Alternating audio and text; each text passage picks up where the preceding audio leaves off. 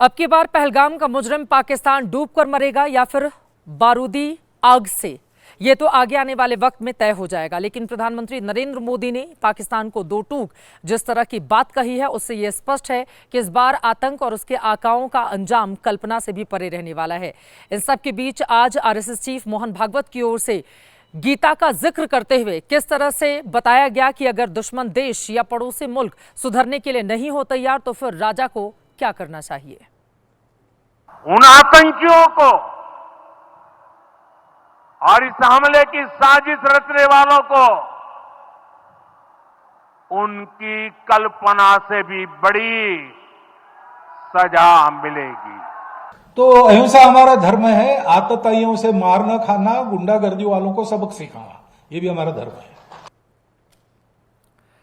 वैसे आपको बताते चले कि क्या इस बार पानी की मौत मरेगा पाकिस्तान, क्योंकि वाटर स्ट्राइक को लेकर जिस तरह की तस्वीरें और दावे सामने आ रहे हैं, उसके बाद इस बात को और ज्यादा बल मिलता हुआ दिखाई दे रहा है।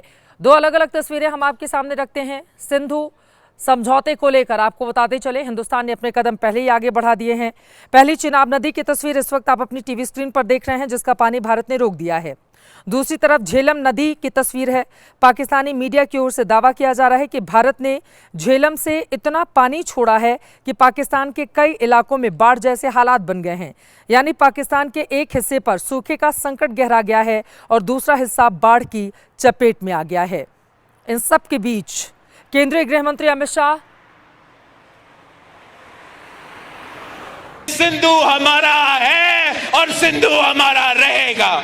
इस दरिया से हमारा पानी बहेगा या उनका खून बहेगा। नाम बिलावल भुट्टो, पहचान पाकिस्तान के पूर्व विदेश मंत्री। यूं तो ये अपनी बेवकूफ भरी बातों और हरकतों से किसी पहचान के मोहताज नहीं है, लेकिन इस बार भुट्टो परिवार के इस चिराग ने कट्टरता की ऐसी लौ जलाई कि लश्कर तैयबा और जैश-ए मोहम्मद जैसे आतंकी संगठनों में हड़कंप मच गया। हाफिज सईद, मसूद अजहर जैसे आतंकी हैरान और परेशान हैं। 77 साल की उम्र में जो कट्टर मजहबी तकरीरें ये आतंकी करते हैं, वो काम बिलावल इनकी आधी से भी कम उम्र में कर रहा है। मोदी ने और उनकी हुकूमत ने ऐलान किया कि अब वो ये मुआहिदा नहीं मानते, और मैं सखर में इसी सिंधु दरिया के साथ खड़े होके भारत को कहना चाहूंगा कि सिंधु हमारा है और सिंधु हमारा रहेगा। या इस दरिया से हमारा पानी बहेगा या उनका खून बहेगा। तू कहेगा कि पाकिस्तान का पानी रोकेंगे, कश्मीर के अंदर डैम बना के तुम पाकिस्तान के पानी को रोकोगे। तू बड़के मारेगा और तू चाहेगा हम चुप रहे। सुन, अगर तू पानी बंद करेगा, इंशाअल्लाह हम तेरी सांस बंद करेंगे। इन दरियाओं में फिर खून बहेगा।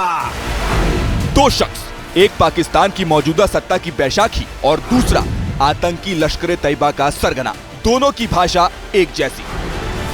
जिस बिलावल भुट्टो की मां बेनजीर भुट्टो की हत्या आतंकियों ने की, उनका खुद का बेटा आतंकियों की भाषा बोल रहा है। इस दरिया से हमारा पानी बहेगा या उनका खून बहेगा।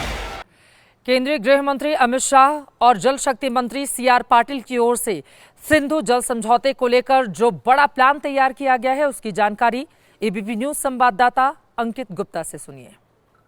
जल शक्ति मंत्री की केंद्रीय गृह मंत्री अमित शाह के साथ हुई है एक बहुत महत्वपूर्ण बैठक, और खुद जल शक्ति मंत्री सीआर पाटिल ने ऐलान किया है। बैठक के बाद में एक साफ तौर पर कहा, इस बैठक में हमने 3 विकल्पों पर विचार किया है।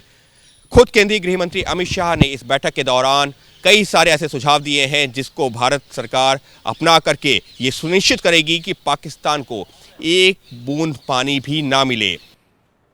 भारत की ओर से सिंधु जल संधि को रोके जाने के बाद पाकिस्तान में हड़कंप मचा हुआ है।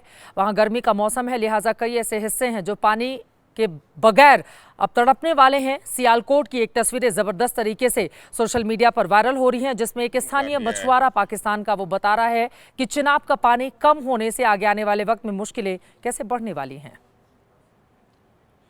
मुझे लगता है कि जिस तरह वो दरिया चिनाब के पानी को उसने टोटल बंद कर दिया है।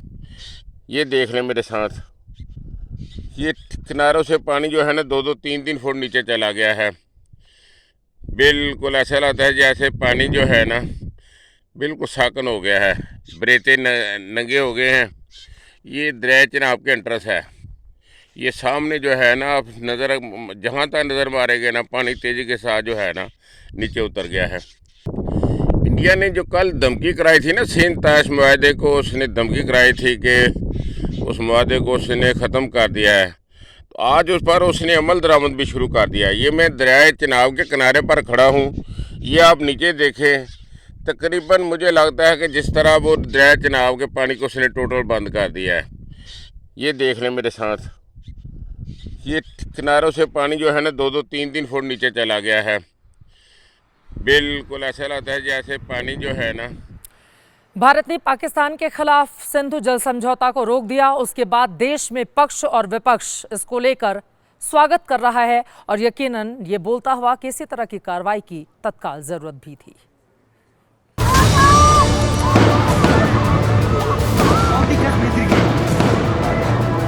पाकिस्तान एक हताश देश है। उनके पास आतंक फैलाने के अलावा कोई और प्राथमिकता नहीं है। हमारा पानी है, हिमालय से आ रहा है, सिंधु नदी। हम तो भाईचारे में दे रहे थे।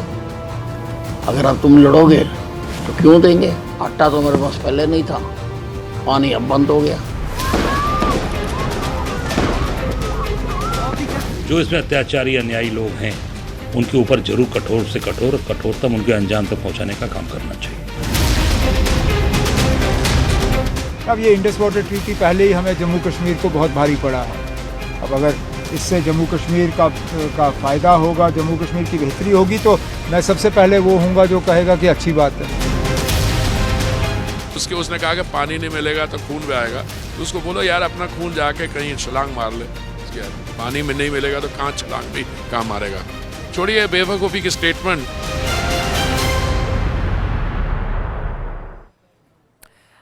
दरअसल भारत में बहने वाली 5 नदियां सिंधु में जाकर मिलती हैं और अब ये पूरा का पूरा करार क्या रहा उसके बारे में आपको देते हैं जानकारी। ये 5 नदियां कौन कौन सी हैं उसके बारे में भी विस्तार से आप जानिए। इनमें झेलम, चिनाब, रावी, व्यास, सतलुज शामिल हैं। समझौते के मुताबिक व्यास, रावी, सतलुज का पानी भारत इस्तेमाल करता है, जबकि सिंधु, चिनाब और झेलम के पानी पर पाकिस्तान का अधिकार है। इन सभी नदियों का 20% पानी ही भारत को मिलता है। भारत ने पहली बार सिंधु जल समझौता स्थगित किया है। इससे पहले करगिल, उरी और पुलवामा के वक्त भी इस संधि पर कोई खास असर नहीं पड़ा था, लेकिन इस बार सिंधु समझौते को स्थगित कर भारत ने एक कड़ा संदेश दिया है, जिसका एक बड़ा असर पाकिस्तान की आबादी पर पड़ने वाला है।